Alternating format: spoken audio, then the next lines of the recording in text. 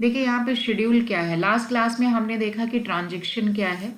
Let's take here कि suppose यहाँ पे हमने कहा टी एक ट्रांजेक्शन है। इस टी में बहुत सारे इंस्ट्रक्शंस होते हैं, जैसे मैंने आपको बताया था रीड ए कर लिया। ए जो है कोई भी डेटाबेस है, देन राइट है, आपने राइट किया, देन अगेन आपने रीड किया। तो number of instructions in a one particular is called the, यहाँ पे आप कह सकते हो set of instruction is nothing but a transaction. तो एक ट्रांजेक्शन के अंदर मल्टीपल इंस्ट्रक्शंस हो सकते हैं, जैसे यहाँ पे देखा था कि set of instruction and this instruction perform operation on database, तो वो हमारा कहलाता है ट्रांजेक्शन। तो एक ट्रांजेक्शन के अंदर हमारे बहुत सारे आपके इंस्ट्रक्शंस हो सकते हैं। अब यहाँ पे बात हो रही है शेड्यूल। सपोज यहाँ पर एक से ज़्यादा ट्रांजेक्शन है, T1 है, T2 है, T3 है, ये यहाँ पर। अब यहाँ पर हमने देखे, जैसे सपोज करो कि अगर आप यहाँ पे क्यू में खड़े हो और आप रेलवे रिजर्वेशन पे हो। आई एम नॉट टॉकिंग कि आप ऑनलाइन बुकिंग कर रहे हो। सपोज फिजिकली आप गए, काउंटर से टिकट बुक कर, या लेट्स टेक आप मूवी देखने गए और वहाँ पे आप टिकट बुक कर रहे हो और 3 पर्सन्स हैं वहाँ पे, मान लीजिए P1, P2 एंड P3।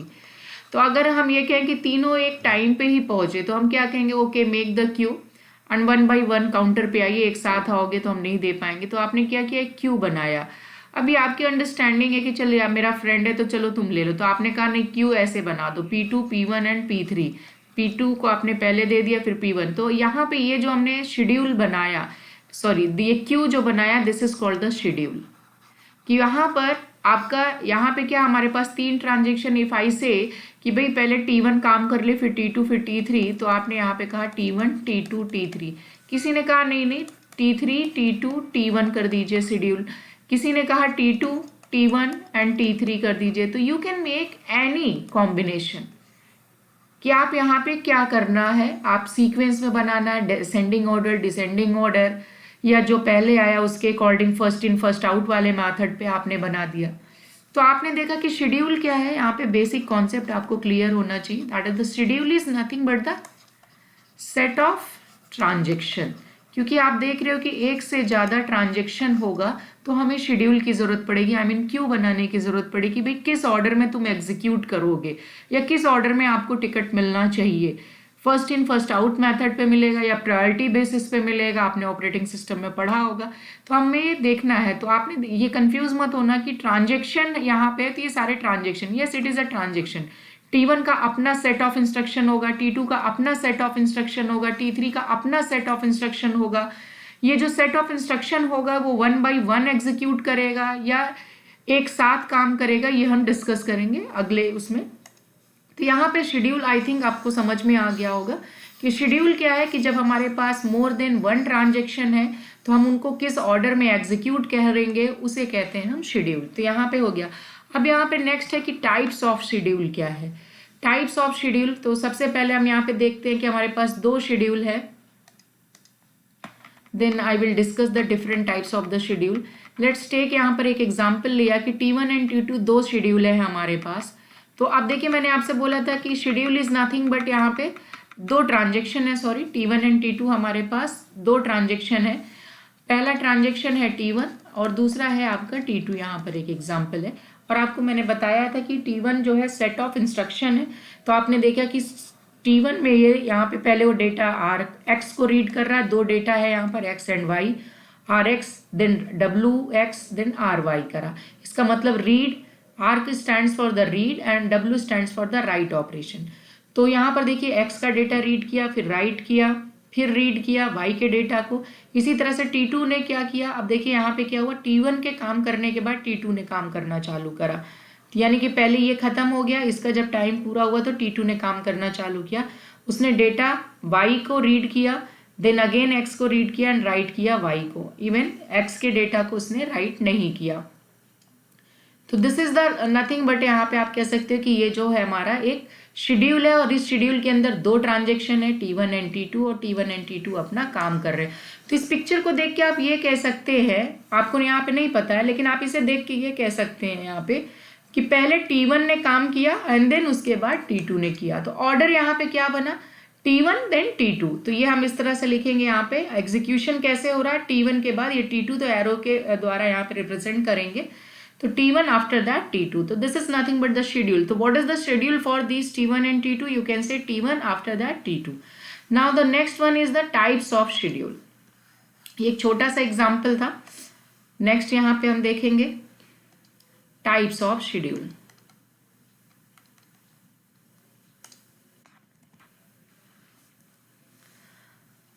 ये टाइप्स ऑफ शेड्यूल में बहुत टाइप के हैं, लेकिन पहले बेसिक कॉन्सेप्ट देखेंगे कि होता क्या है. सबसे पहले यहाँ पे शेड्यूल जो है हमारा दो तरीके का है. बेसिक जो है डिवाइड हम करेंगे, एक तो सीरियल शेड्यूल और दूसरा जो है ये नॉन सीरियल. नॉन सीरियल होगा हमारा. नॉन सीरियल यहाँ पर, नॉन सीरियल का मतलब यहाँ पे ये पैरेलल. नॉन सीरियल को आप पैरेलल भी बोल सकते हैं. भाई जो सीरियल नहीं, हम ये मान के चलते हैं कि वो सारे के सारे एक साथ काम कर रहे हैं, और जब एक साथ काम कर रहे हैं तो हम उसे बोलेंगे पैरेलल. पैरेलल सीरियल का मतलब होता है कॉन्ग्रुएंसी. कॉन्ग्रुएंसी यानी एक साथ जब काम कर रहे हैं, पैरेलली जब एक से ज़्यादा लोग काम कर रहे हैं तो हम यहाँ पे कहेंगे पैरेलल. तो सबसे पहले अभी जो ऊपर वाला एग्जाम्पल हमने देखा था, that is nothing but the serial schedule. Serial क्यों हुआ? क्योंकि अगर आप देखिए तो पहले उसमें अंडरस्टैंडिंग क्या होगी कि ठीक है पहले तुम टिकट ले लो, बाद में मैं लूंगा. तो वहां पे आपने देखा कि पहले T1 का जो भी ऑपरेशंस था, T1 3 काम कर रहा था. दैट मीन्स पहले वो डेटा X को रीड कर रहा था. पहले X को रीड किया, फिर राइट किया, फिर रीड किया Y को. तो T1 का जितना भी काम था पहले T1 ने अपना काम खत्म कर लिया. सॉरी. देन T2 ने काम करना स्टार्ट किया. तो इसे हम बोलेंगे सीरियल, क्योंकि फर्स्ट जितने भी ऑपरेशन T1 को करने थे T1 ने एग्जीक्यूट किए, उसके बाद T2 ने काम किया. सपोज करिए अगर मैं यहां पर एक एग्जांपल लूं, अगर हमारा काम सारा सिस्टम सीरियल बेसिस पे काम करने लगे तो आप देखेंगे it is taking lot of time. Let's take the example. Suppose करिए अगर आप टिकट लेने गए हैं रेलवे रिजर्वेशन पे ही, या ऑनलाइन ही अगर हम रिजर्वेशन कर रहे हैं, अगर हम ये कहें कि अगर एक आदमी प्रोसेस कर रहा है, अगर टिकट बुक कर रहा है, सपोज 10 पर्सन्स है, 10% टिकट बुक करना चाहते हैं, तो आप क्या कहोगे? भैया जिसने पहले आके खड़ा हुआ है उसको पहले टिकट मिलेगी, फिर T2 को मिलेगी, फिर T3 को. 10 लोग हैं, 10 को एक एक करके टिकट मिलेगी. जो लास्ट में आया वो कहेगा कितना सारा टाइम वेट कर रहा है. यानी कि आप देख रहे हैं कि आपका जो सिस्टम है उसमें आपका वेटिंग टाइम ज़्यादा है. जैसे जैसे लाइन बढ़ती जाएगी आप ये कहोगे आपके सिस्टम की परफॉर्मेंस क्या है, वो स्लो है. आदमी कहेगा इनका सिस्टम खराब है, हमें यहाँ पे नहीं जाना, क्योंकि everybody wants to get the things quickly. कौन 1 घंटा वेट करेगा टू गेट द टिकट? तो वो क्या करेगा, या इधर वो लाइन छोड़ के चला जाएगा, ये करेगा. तो हम चाहते हैं कि हमारा जो वेटिंग टाइम है वो रिड्यूस हो. और जब आप कहोगे कि वेटिंग टाइम कम करेंगे तो सिस्टम परफॉर्मेंस भी हमारा क्या होगा, बढ़ जाएगा. तो हम क्या करें, एक लाइन ना लगा के काउंटर पे हम क्या करते हैं कि भीड़ ज़्यादा ना बढ़े, हम कहते हैं चलो एक काउंटर और बना दो. तो आपने 2 काउंटर, जब आपने और भीड़ देखी तो चलो एक काउंटर और बना दो. तो दिस इज द वे आप यहाँ पे क्या कर रहे हैं, पैरेलली कई लोगों को ऑपरेट कर रहे हैं. यानी एट ए टाइम 3 पर्सन यहाँ पे टिकट ले लेगा. तो जो 10 लोग थे एटलीस्ट 2 मिनट के अंदर वो यहाँ पर सभी को टिकट मिल जाएगा. 3 लोग सब जगह लग जाएंगे. तो आप देखेंगे कि जो लास्ट वाले का वेटिंग टाइम था एटलीस्ट उसका रिड्यूस हो गया. 10 मिनट की जगह वो 3 मिनट पे है. तो हो सकता है कि आदमी कहेगा अगर 3 लाइनें एक एक में करके ले ही लेंगे. तो परफॉर्मेंस क्या हुआ, आपके सिस्टम की बढ़ गई.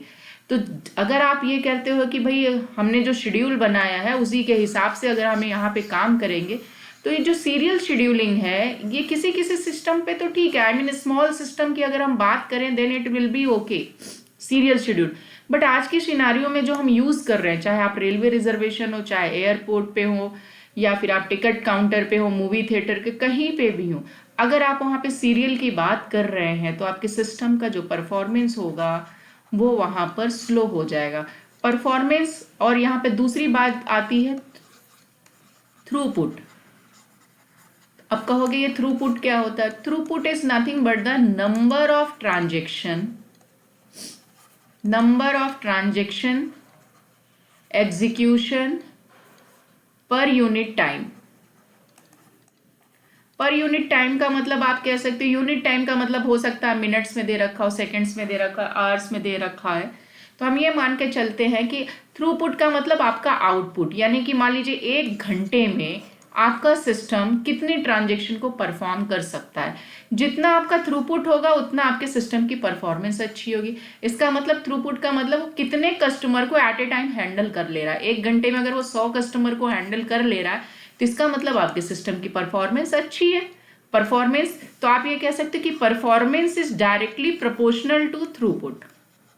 थ्रूपुट को आप ऐसे याद कर सकते हो कि आउटपुट, भाई आप जो काम करा रहे हो सिस्टम से, हम ये देख रहे हैं कि मेरा सिस्टम जो 100 लोगों को एक साथ हैंडल कर सकता है, 1 घंटे में 100 को ऑपरेट कर रहा है। अगर हम ये कहें कि मेरा सिस्टम जो हमने 2 या 3 काउंटर बना दिए हैं, 1 घंटे में वो 1000 लोगों को यहाँ पर ऑपरेट कर सकता है। एग्जीक्यूशन, यहाँ ट्रांजेक्शन का मतलब है कि सपोज करो रेलवे रिजर्वेशन हम कर रहे हैं, 1 घंटे के अंदर अगर मैं तत्काल टिकट लेनी है तो केवल अकेले मैं थोड़ी बैठी हूँ कि केवल मुझे वहां पे मिलेगा। वहां पे लाखों, मान लीजिए 2 लाख यूजर्स वहां पे ऑपरेट कर रहे हैं वेबसाइट को, तो अगर वो 2 लाख यूजर को टिकट देने में सक्षम है और सबके सब वहां पर लॉग इन करने में सक्षम है and they can get the tickets, तो हम ये कहेंगे कि yes, at a time my system can handle 2 lakh यानी 2 लाख ट्रांजेक्शन। तो मेरे सिस्टम की जो थ्रूपुट है वो 2 लाख है, यानी कि उसकी परफॉर्मेंस 1 घंटे के अंदर वो 2 लाख कस्टमर को हैंडल कर सकता है। तो यानी परफॉर्मेंस अच्छी। अगर मैं ये कहूँ नहीं, 1 घंटे के अंदर केवल वो 10 कस्टमर को हैंडल कर रहा है, तो इसका मतलब क्या है कि यहाँ पे आपका थ्रूपुट कम है, थ्रूपुट कम है तो उसकी परफॉर्मेंस कम है। तो ये इस वजह से हम यहाँ पे देखते हैं कि अगर सीरियल ले रहे हैं तो भाई क्या है, 1 by 1 हम ले रहे हैं, लेकिन हमने तो यहाँ पैरेलल सिस्टम की बात करी। I mean, अगर सीरियल नहीं है, नॉन सीरियल की अगर हम बात करें, नॉन सीरियल का मतलब हुआ कि we are talking about here the parallel system. Parallel system कहता है जी कि मैं एक साथ कई लोगों को प्रोसेस करूं ताकि मेरे सिस्टम की परफॉर्मेंस बढ़ जाए। If I am going to do the serial then it will take the lot of the waiting time. अगर अब होगा, थोड़ा सा फनी होगा यहाँ पे कि अगर मैं ये बोलूँ कि भाई रेलवे रिजर्वेशन में एक काम करो, सभी को लाइन बाय लाइन देना, और अगर हम ये कहें कि 2 लाख कस्टमर खड़े हैं लाइन में, थिंक अबाउट दैट, मैं 2 ही लाख ले रही हूँ जबकि हमारे कंट्री की जनसंख्या अगर हम बात करें तो 1.5 लाख करोड़ है। तो वो अगर हम बात करें कि अगर एक आदमी आज टिकट बुक कर ले तो उसका जो नेक्स्ट टाइम होगा, अगर सभी लोग लाइन में खड़े हों तो मे बी उसको नेक्स्ट जन्म में भी वो टिकट मिल जाए तो बहुत बड़ी, क्योंकि वो तो लाइन की बात कर रहे हैं ना, 1 by 1। तो you may get the chance और you may not get the chance to get the ticket, क्योंकि अगर आज आपने टिकट ले ली और आपको कल फिर टिकट चाहिए तो आप कहोगे कि भैया अभी तो 2 लाख लोग खड़े हैं लाइन में, तो मैं तो उसके बाद ही आके यहाँ खड़ा हूँगा, न जाने वो कितनी देर में प्रोसेस होगा तब आपका नंबर मिलेगा। तो फिजिकली और यू कैन से इन द प्रैक्टिकल टर्म्स आपका जो सीरियल शेड्यूल है it is not feasible.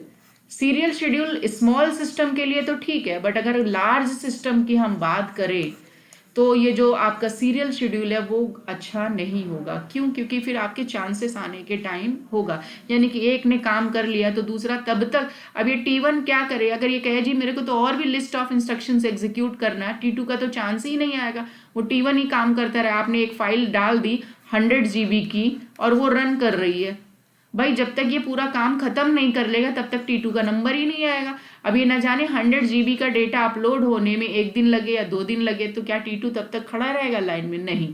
But हम ऐसा सिस्टम बनाते हैं या है ऑलरेडी हमारे पास कि हम कहते हैं पैरेलल, ठीक है T1 काम कर रहा है, अगर कोई दूसरा उस लाइन में आके खड़ा हो जाएगा तो आपको ऐसे शेड्यूल को चेक करना होगा कि तुम काम कर रहे हो, करते रहो, साथ में जिस मोमेंट पे ये आए इसको भी थोड़ा सा टाइम स्लॉट मिल जाए। तो इसे बोलते स्विचिंग। आपने ऑपरेटिंग सिस्टम में पढ़ रखा होगा स्विचिंग प्रोसेस। स्विचिंग प्रोसेस में क्या होता है कि ठीक है ये काम कर रहा है, थोड़ा टाइम इसके पास स्विच करके, आई मीन आपका जो सीपीयू है वो जो पूरा का पूरा 1 मिनट इस सिस्टम को दे रहा था, वो क्या करेगा, अभी इस 1 मिनट में इसके 2 स्लॉट बना लेगा, 30 के 30 सेकेंड्स इसको काम करेगा, फिर स्विच कर जाएगा, 30 सेकेंड इसको काम करेगा, फिर वापस T1 पे आएगा, फिर से 30 सेकेंड काम करेगा। अगर उसके पास 1 मिनट का स्लॉट है तो फिर ये 30 सेकेंड इसके पास आएगा। ये स्विचिंग तब तक चलती रहेगी जब तक T1 का काम खत्म ना हो जाए। सपोज कई बार T1 का खत्म हो जाएगा, T2 बचा है, तो वो फिर T2 को पूरा का पूरा टाइम 1 मिनट का देना स्टार्ट कर देगा। तो ये जब स्विचिंग हो रही है, स्विचिंग का मतलब आपको नहीं पता चलता है कि जो ट्रांजेक्शन्स हो रहे हैं वो कैसे हो रहे हैं, वो स्विचिंग कॉन्सेप्ट है जिसे स्वैपिंग भी बोलते हैं।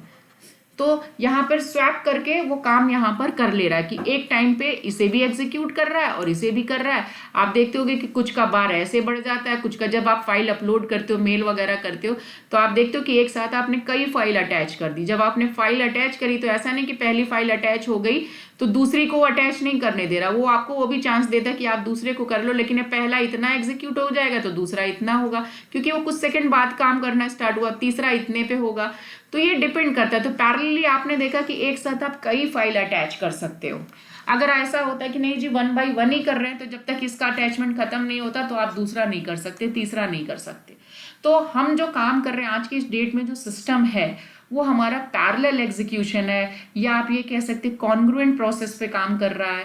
And we never think about that कि हम जो है स्टैंड अलोन है और हम अकेले हैं, इस वजह से हम सीरियल की बात करेंगे। आप अकेले थोड़ी काम कर रहे हो। मैंने एसिड प्रॉपर्टी में ज़रूर बताया कि क्या नाम से एवरी आइसोलेशन वाले कॉन्सेप्ट पे मैंने ये बताया था कि भले हमारे ट्रांजेक्शन में T1 T2 बहुत सारे लोग हैं, लेकिन ये आइसोलेशन का मतलब कि ये जो है इसके काम करने से इसको कोई फर्क नहीं है, आई मीन आइसोलेटेड है। सपोज आप पढ़ रहे हो इस कॉलेज के अंदर, CS का बच्चा भी पढ़ रहा है, IT का भी पढ़ रहा है, मैकेनिकल का, तो आप देखते हो पैरेलली सारी क्लासेस रन कर रही हैं। अभी मैं आपको पढ़ा रही हूँ तो ऐसा तो है नहीं कि CS थर्ड ईयर के बच्चे खाली बैठे होंगे इस समय, नो, कोई ना कोई वहां पे पढ़ा रहा होगा उन्हें भी। तो सेम स्लॉट में एक ही कॉलेज के सारे बच्चे कहीं ना कहीं किसी ना किसी ब्रांच में पढ़ रहे हैं, तो that means it is a parallel system.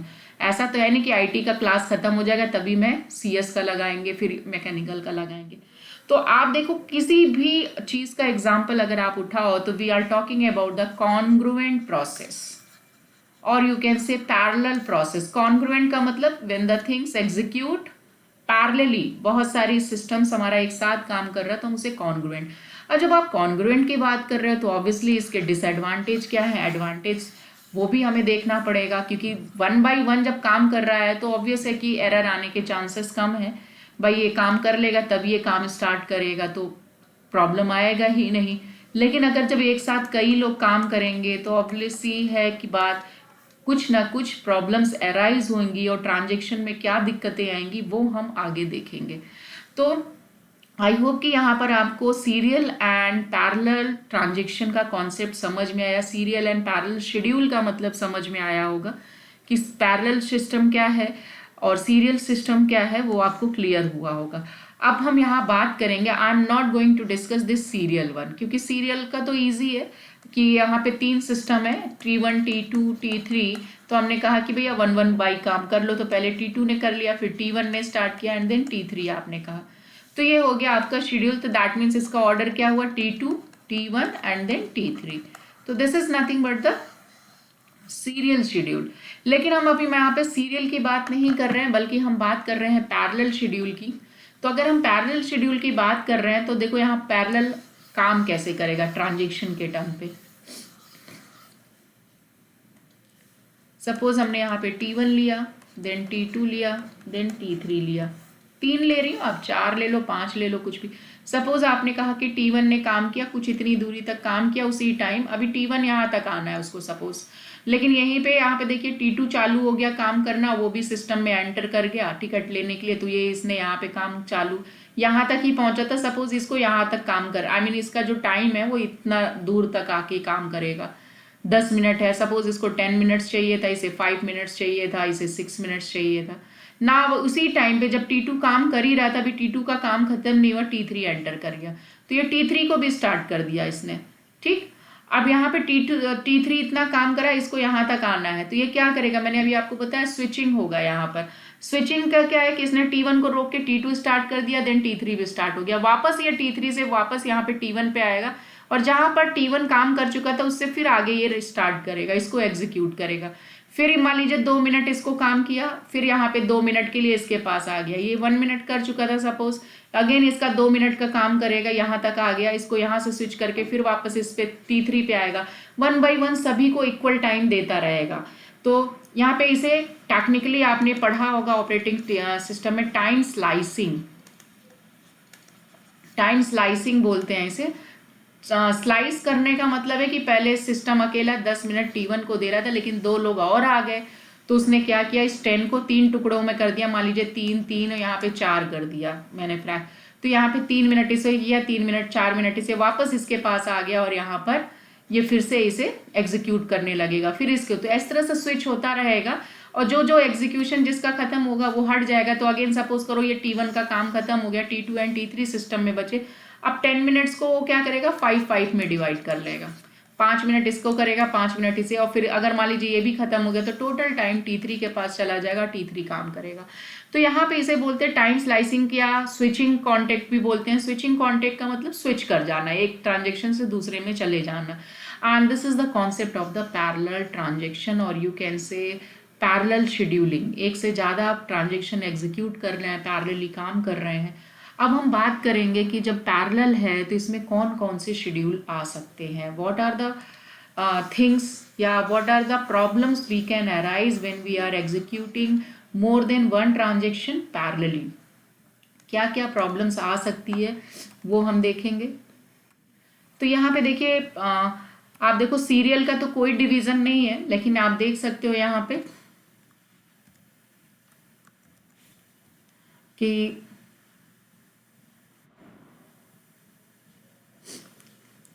आप यहाँ पे देख सकते हैं कि पैरेलल के केस में आई मीन यहाँ पर जो मैंने लिखा है non serial is nothing but the parallel.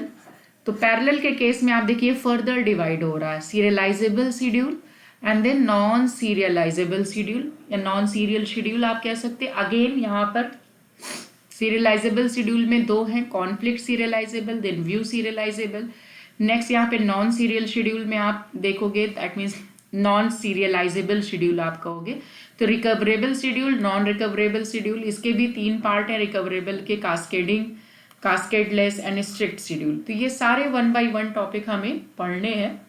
तो आप देख रहे हैं कि पैरेलल के कितने तरीके से, क्योंकि एक एक में प्रॉब्लम की, किसी में कुछ फायदे हैं किसी में कुछ नुकसान है, एक एक करके इनकी वेराइटीज ऑफ वो है। क्योंकि अगर आप पैरेलली काम कर रहे हैं तो सिस्टम में कुछ ना कुछ डिसएडवांटेज जरूर आएगा, और उनको कैसे हर मेथड में क्या कमी है क्या एडवांटेज है वो हम देखेंगे। तो लेकिन before studying this one I want to tell some basic rules also.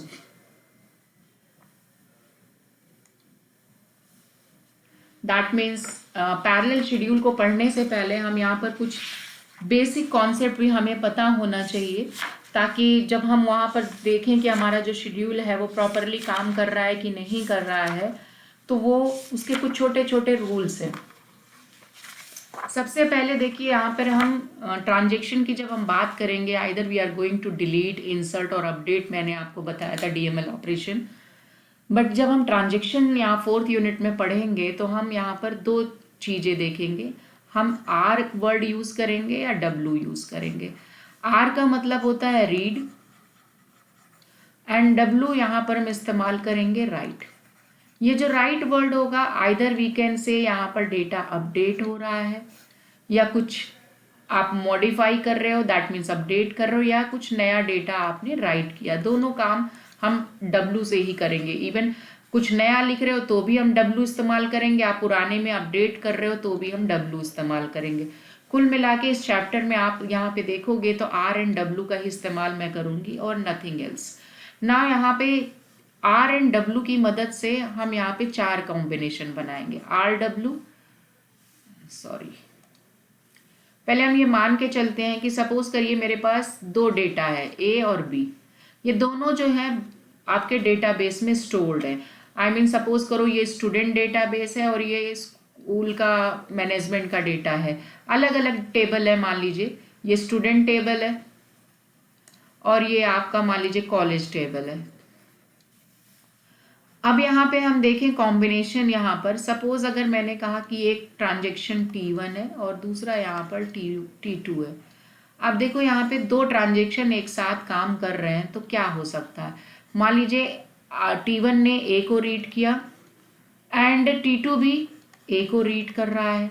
इसी तरह से आप कर सकते हैं कि अगर T1 ने A को रीड किया, कॉम्बिनेशन की बात कर रहे हैं कि दोनों एक साथ अगर रन कर रहे हैं, दोनों ने रीड कर सकता है, या एक रीड कर रहा है दूसरा राइट कर सकता है उस समय।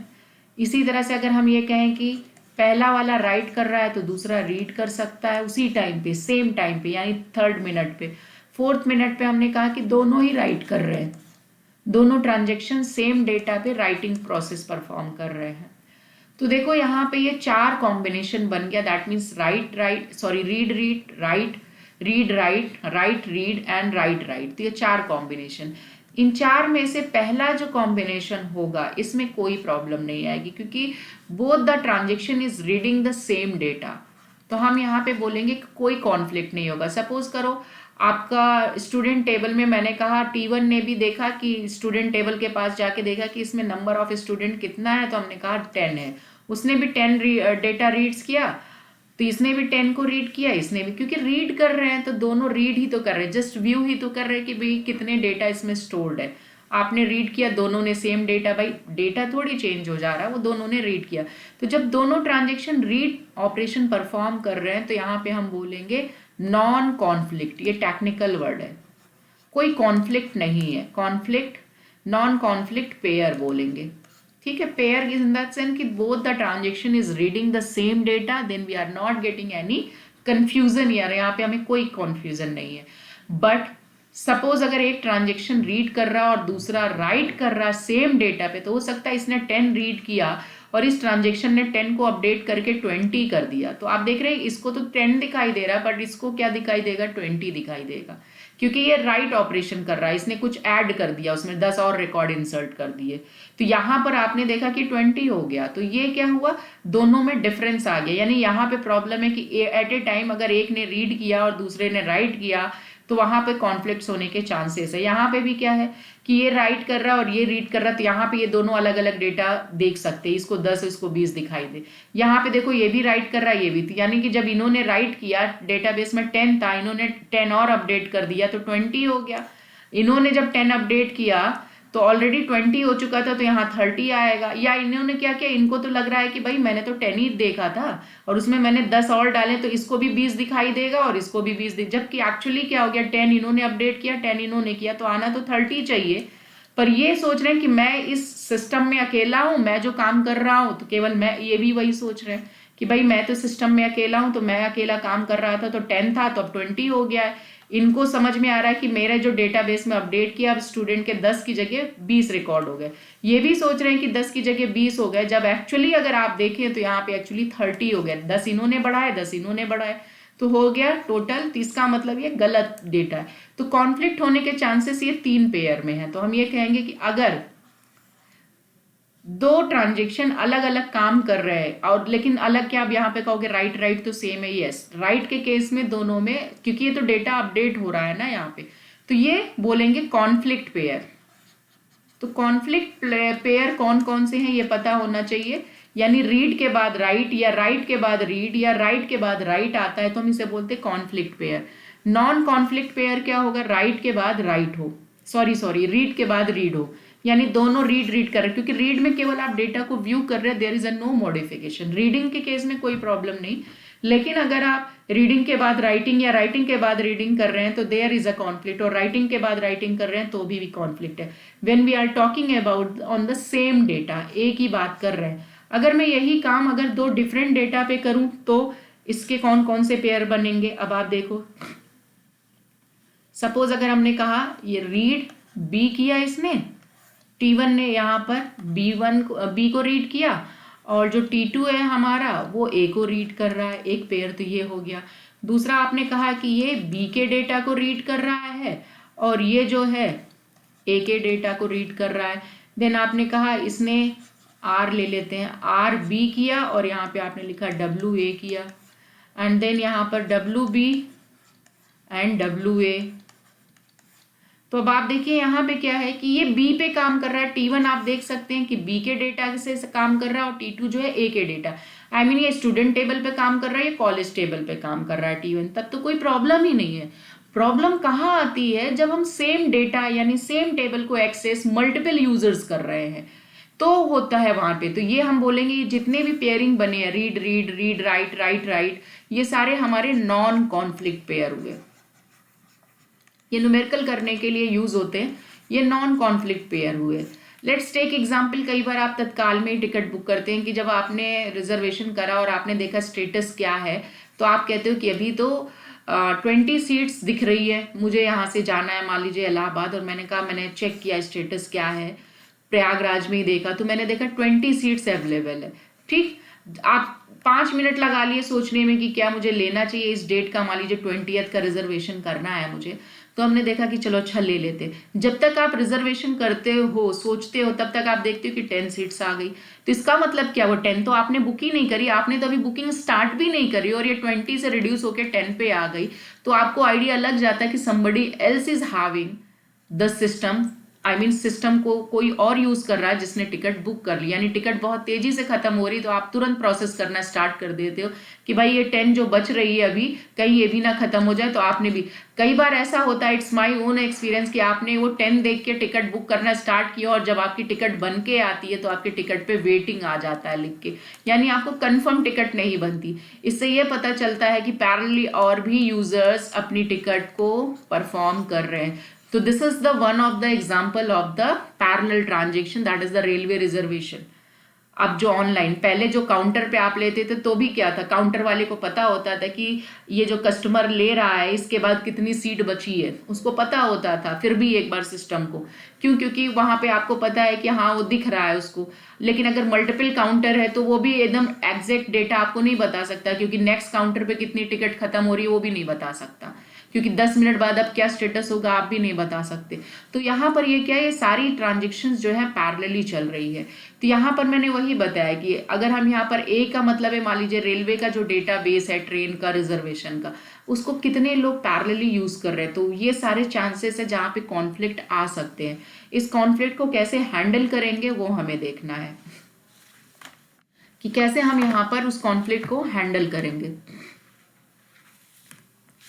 तो कुछ प्रॉब्लम्स हैं जब हम पैरेलल सिस्टम एग्जीक्यूट करते हैं। तो ये जो मैंने आपको 4 तरह के कॉन्फ्लिक्ट्स दिखाए कि रीड रीड का होगा तो कोई प्रॉब्लम नहीं है, लेकिन रीड राइट का कॉम्बिनेशन हो गया, राइट राइट का कॉम्बिनेशन होगा तो कुछ प्रॉब्लम्स आएंगी। तो now we will talk about only the parallel transactions या पैरेलल शेड्यूलिंग या नॉन सीरियल शेड्यूल की बात करेंगे। सीरियल शेड्यूल जितना मैंने पढ़ा दिया वही है, बट हर एक नॉन पैरेलल या नॉन सीरियल शेड्यूल जो है हमें ट्राई करते हैं कि उसको सीरियल शेड्यूल में कन्वर्ट करें, ताकि हमारे सिस्टम में जो प्रॉब्लम्स है वो ख़त्म हो सके, जो प्रॉब्लम अराइज होएगी पैरेलल शेड्यूल के केस में। तो सबसे पहला जो प्रॉब्लम आता है, पहला है आपका dirty read problem, DIRTY, dirty read problem. तो पहले मैं यहाँ पे डिसएडवांटेज की बात कर लेती हूँ when we run on the parallel system. तो कुछ ऐसे यहाँ पे एक्सेप्शनल केसेस हैं जो आपको समझना पड़ेगा कि ये डर्टी रीड प्रॉब्लम क्या होता है।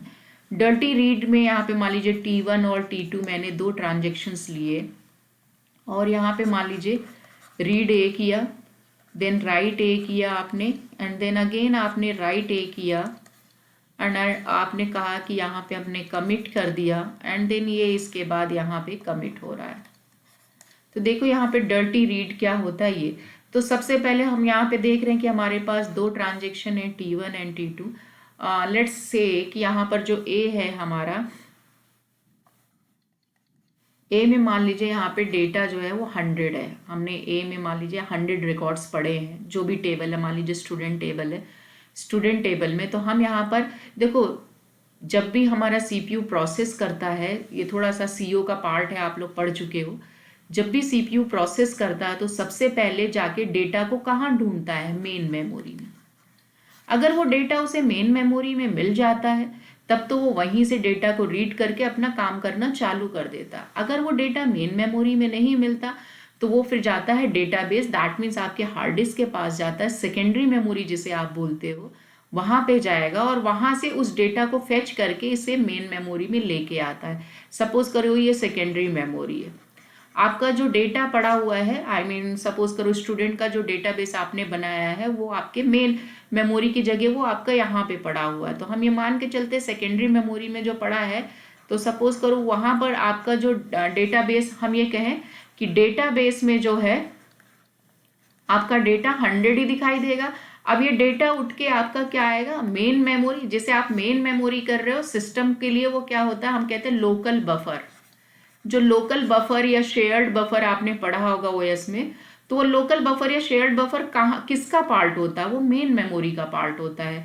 और जो डेटा मेन मेमोरी में पड़ा होता है, अगर आपने डेटा को सेव नहीं किया तो बोलते हैं नहीं, सिस्टम बंद होने पे वो डेटा नहीं बचेगा या वॉलेटाइल हो जाएगा, गुम जाएगा, गायब हो जाएगा।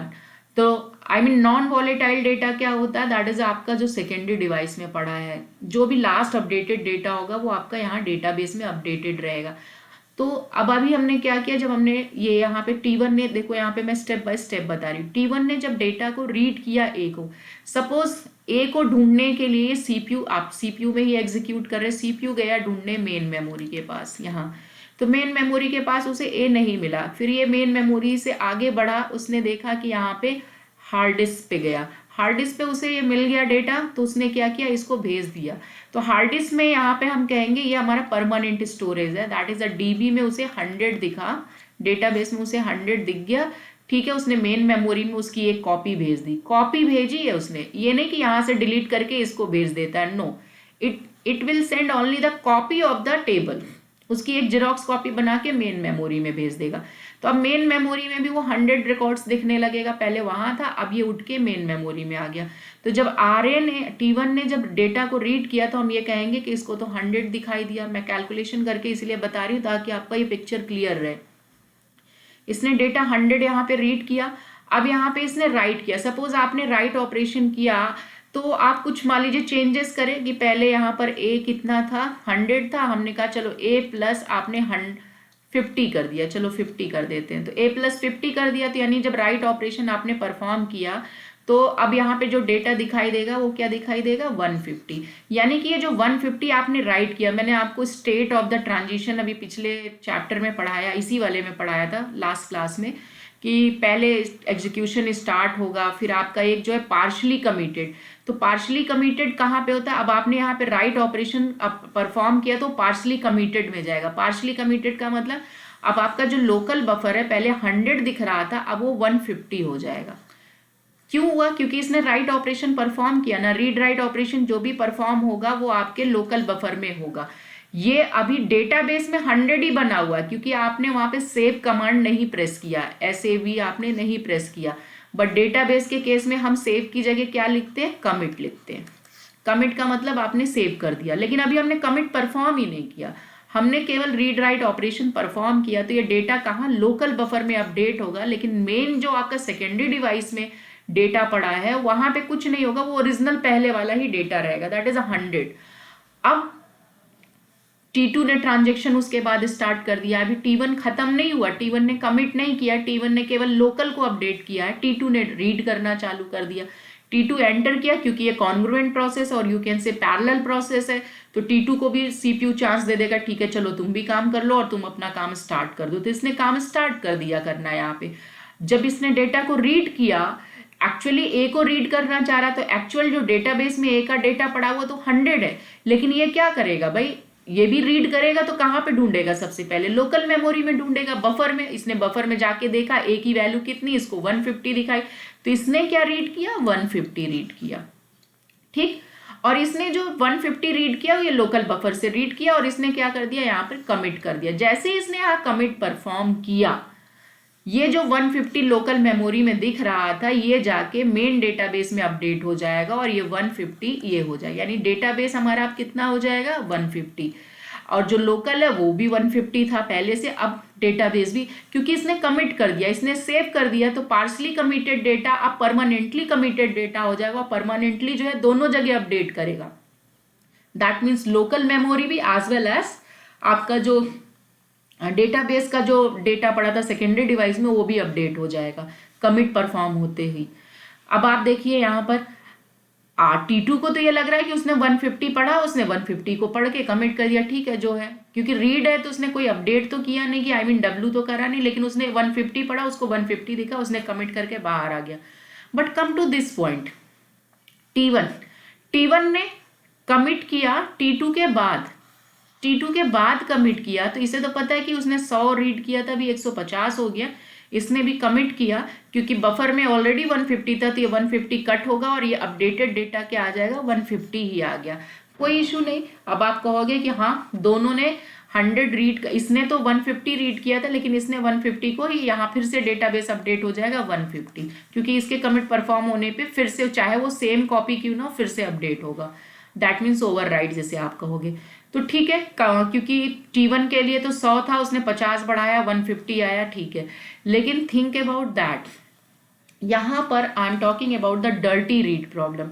डर्टी रीड प्रॉब्लम क्या होता है, यहाँ पर आप देखिए ये जो रीड हुआ था, एक्चुअल डेटा जो स्टूडेंट का था वो तो 100 रिकॉर्ड था, इसने रीड किया 150, which has been done by this T1। और T1 ने यहाँ पर अभी तक कमिट नहीं किया था। इसने क्या किया, उस डेटा को रीड करा जो कि अभी कमिट ही नहीं हुआ है। जो कि कमिट नहीं हुआ है, तो कमिट ना होने के कारण इसे हम बोलेंगे डर्टी रीड।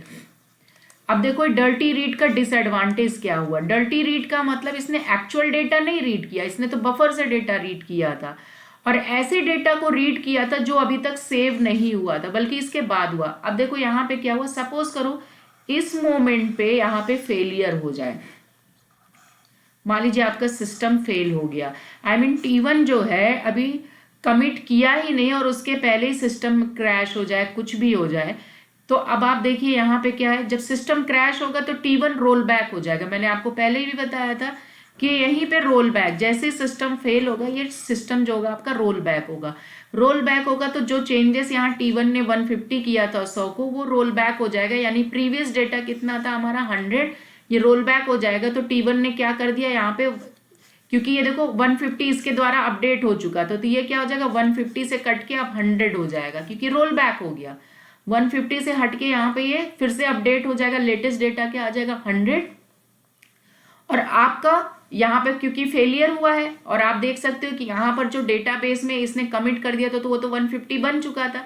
अब यहाँ पर देखो ये क्या था 100, एक्चुअल डेटा तो आपका 100 था, लेकिन ये जो यहाँ पर कमिट हुआ, क्योंकि यहाँ पर फेलियर होने से पहले की हम बात कर रहे हैं, तो इसने फेल तो यहाँ पे मोमेंट पे हुआ, इसने यहाँ पे कर लिया था, तो इसने कौन सा डेटा रीड किया, एक्चुअली तो इसे 100 रीड करना था, पर इसने यहाँ से 150 कर लिया, ये रोल बैक हो चुका है, तो ये तो अपनी ओरिजिनल पे आ गया। और इसने जो डेटा रीड किया वो क्या रीड कर लिया, डर्टी रीड कर लिया, क्योंकि इसने बफर से रीड किया था 150, एक्चुअली जो आपका डेटाबेस में था वो 100 था, और इसने रीड कर लिया 150, क्योंकि ये रोल। तो फेलियर के केस में अगर आप ये कहो कि डर्टी रीड प्रॉब्लम क्या होती है, तो हम उस डेटा को डर्टी रीड कहते हैं जब कोई ट्रांजेक्शन अनकमिटेड डेटा को रीड करता है, डेटा को आप कह सकते हो रीड करता है, तो उसे हम बोलते हैं डर्टी रीड। क्योंकि अभी आपने देखा कि T1 जो है अभी कमिट नहीं हुआ था, और इस अनकमिटेड डेटा को इस T2 ने रीड कर लिया था, इसके हिसाब से वहां पे 150 हो गया, जबकि एक्चुअली तो डेटाबेस में डेटा 100 ही था। तो ऐसे डेटा को हम बोलते हैं डर्टी रीड। और डर्टी रीड जो है प्रॉब्लम कर सकता है आगे, अगर सिस्टम फेल हो गया तो ये अंडू हो जाएगा, अंडू के केस में यहाँ पर ये प्रॉब्लम। तो इससे बचा कैसे जाए, हम ये कह सकते हैं कि इसका सोल्यूशन क्या होगा। इसका सोल्यूशन ये होगा कि हम उस डेटा को रीड करें जो कमिटेड डेटा हो, यानी कि T1 ने अगर काम किया तो ये यहीं पे कमिट हो जाए, और कमिटेड डेटा को अगर ये T2 रीड करता है तो इसका मतलब इसका सेव हो चुका डेटाबेस में भी इसके 150 हो जाएगा। तब अगर ये रीड करेगा तो ये डेटाबेस के एक्चुअल डेटा को रीड करेगा। अगर ये किसी अनकमिटेड डेटा को रीड करेगा T2, तो इसे हम बोलेंगे डर्टी रीड। तो आप देखिए ये प्रॉब्लम आई कहाँ से, मैं इसे थोड़ा सा और साफ कर देती हूँ। तो देखो हमने T1 एंड T2 पे ये लिखा था read A, write A, and then मैंने यहाँ पे लिखा read A and then C stands for commit, and then यहाँ कमिट किया मैंने।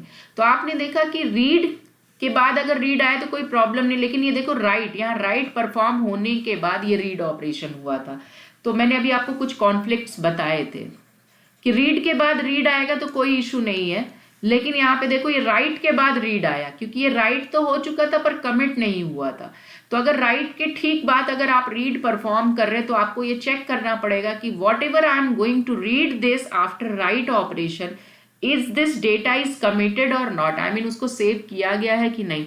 अगर आप अनकमिटेड डेटा को रीड कर रहा है, कोई दूसरा ट्रांजेक्शन अनकमिटेड डेटा को रीड कर रहा है, तो हम उसे डर्टी रीड बोलेंगे, ये डर्टी रीड हुआ। तो this is the concept of the dirty read. We will discuss in the next class कि इसके 2-3 मेथड्स और हैं जहां पर ये एक्सेप्शन के केस में ये फेल हो जाता है पैरेलल ट्रांजेक्शन। कहाँ कहाँ पे प्रॉब्लम आएगा। तो एक कॉन्फ्लिक्ट्स मैंने आपको यहाँ बताया कि राइट ऑपरेशन के बाद अगर आपका रीड ऑपरेशन परफॉर्म हो रहा है तो क्या चांसेस आ सकते हैं कि जब सिस्टम क्रैश हो या फेल हो जाए तो कैसे हम उसे हैंडल करेंगे। This is the one of the problem which will arise in the parallel system.